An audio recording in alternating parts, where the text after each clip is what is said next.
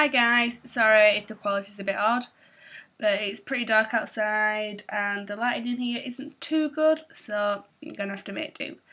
This week's theme is top 10, so because I'm sort of getting deprived from Harry Potter now, the film's out and there's nothing more to look forward to, so I'm just gonna drag on the Harry Potterness, which some of you might like, some of you may not, and name my top 10 Harry Potter characters. Now these are going to be in no particular order. Number 1, Severus Snape.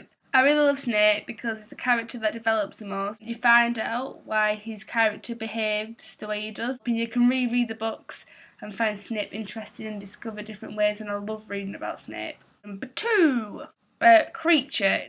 I really love Creature. Not in the films, but in the books. Even though he was horrible at times, but I think that the way he's lived made up for that. And at the end, he was like a reformed character. I feel so sorry when he makes a steak and nail pie, and they never come back for it. Number 3, Hermione Granger. If it wasn't for Hermione, then nothing would get done. She's just the most essential character. Everything just gets done with her. Like, she always comes up with the brilliant plans. And some people argue that she should be in Ravenclaw, but to me she shows bravery all the way throughout and she's a true Gryffindor. I'm speaking about these characters like they're real. Number 4 is Narcissa Malfoy, which is Draco's mum. I think it just shows, like J.K. Rowling even put this out, a mother's love will always strive through, which also links into like how Harry survived. I just find that really interesting, how even though she can be on this dark side and supporting this really dark cause, which somewhat may be pushed by her husband, probably, but she's still a loving mother and a good mother, and nothing can change that. My next character is Neville Longbottom. He's really shows through, like even in the first book where he's put in Gryffindor and he's not the bravest, but when they all go out to go and look for the Philosopher's Stone, he tries to stand up to the trio and stop them through. I just think he's so brave. You get to see him grow up and mature into this independent, strong character who's everyone just loves.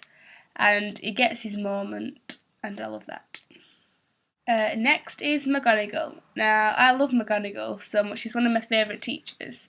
I like Snape, but not as a teacher. She reminds me of like one of the teachers I used to have, like really strict, but fair and reasonable. You know not to mess with her, you know where to stand, and she really supports Harry all the way through. And she's just pretty darn amazing. Next is Luna, just because of how different she is from Hermione, even though Hermione is one of my favourite characters. She's that on the totally opposite end of the spectrum, where everything is believable until it isn't. She's a lot more intelligent than people make her out to be, like when she speaks to Harry in the Order of the Phoenix and is offering him advice, which is very true and very, very good advice. She's just true to herself and she just loves what she loves. She'll put it out there, throw it out to the wind. Another one of my favourite characters is Ron. He does have this, like, not lust for power, but this want for power which lies within most people. And like, he doesn't shy away from that. Like, it is there, like when he looks in the mirror of Erised and he sees himself above all everyone.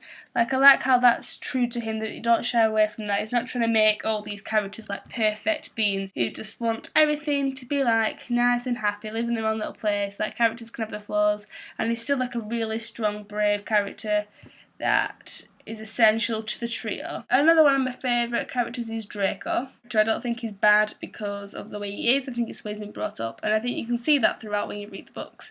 You can see the strain on him. He's not like a typical baddie.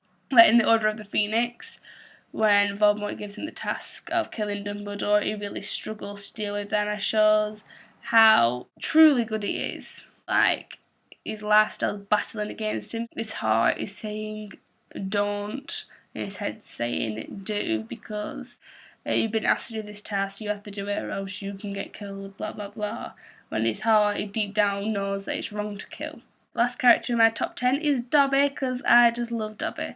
I think his final act was just so true to what he is.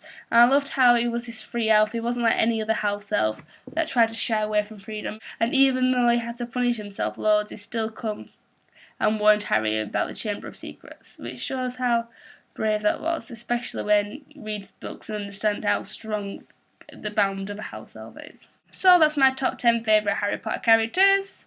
It's been a bit of a ramble. I hope you managed to sit through it all.